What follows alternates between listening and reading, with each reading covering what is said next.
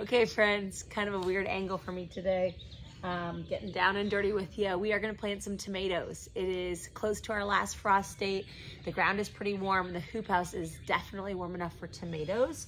I have grown all of these tomatoes by seed using high mowing seeds.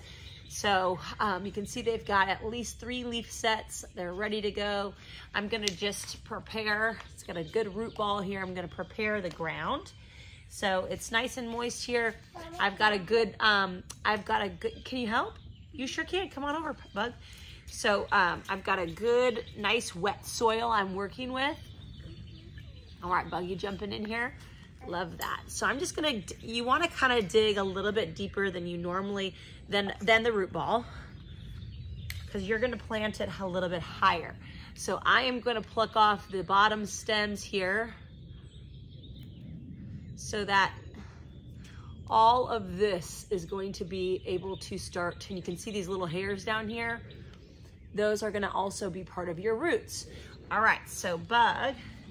So tomatoes are big nitrogen takers of the soil.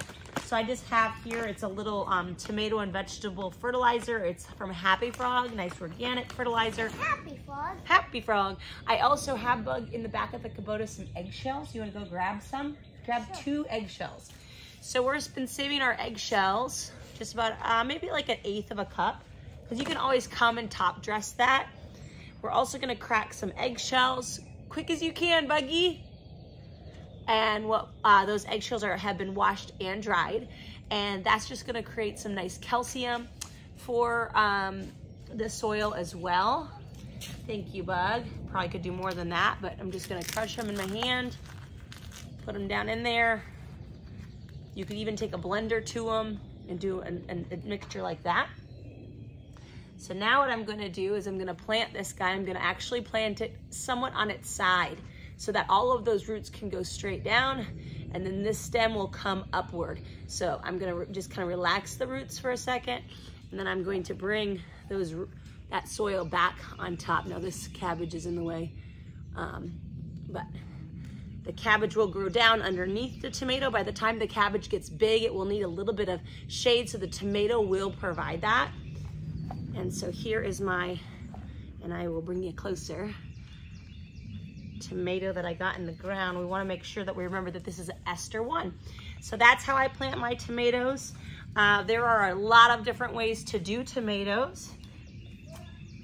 And so I'm gonna try to this year, thanks for your help, Bugs. Here's the tomato that we just planted. See, it's kind of somewhat on its side, so it will just start to grow up.